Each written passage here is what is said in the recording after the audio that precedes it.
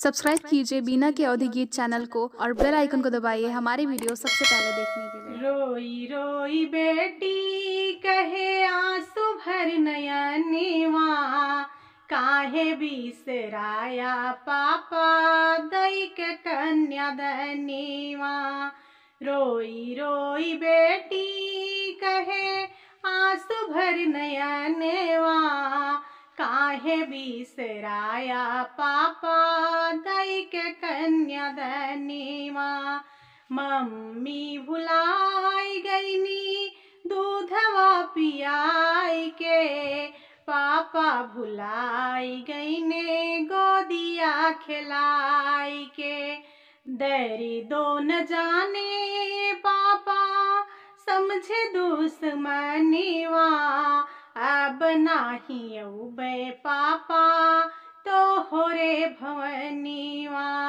रोई रोई बेटी कहे आंसू भर नयनीवा, काहे बिसराया चाचा दई के कन्या दनीवा।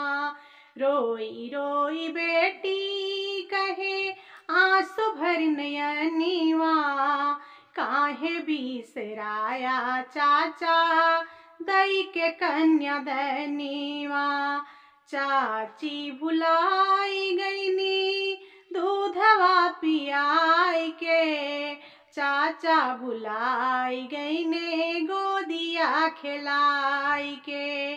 चाची भुलाई गईनी दूधवा पियाई के, चाचा भुलाई गईने गोदिया खिलाई के।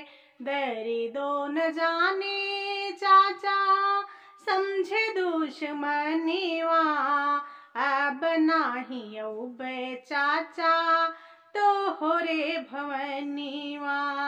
दरी दो न जाने चाचा समझे दुश्मनीवा, अब नाही अउबे चाचा तो होरे भवनीवा।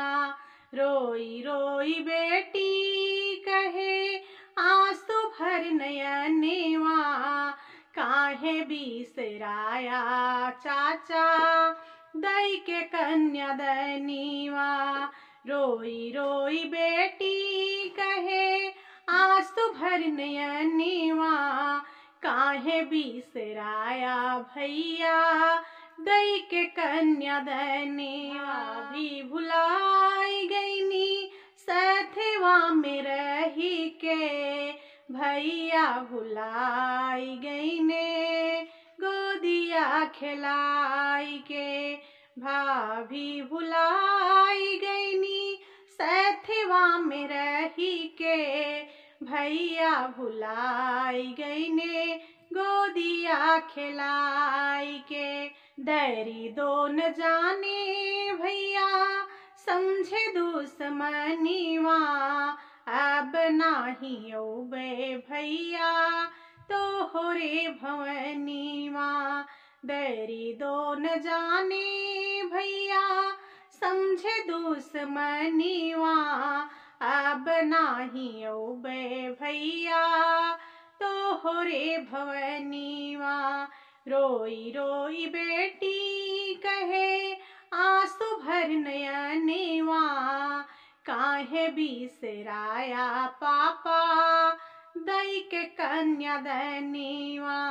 काहे बिसराया पापा दई के कन्या दनीवा।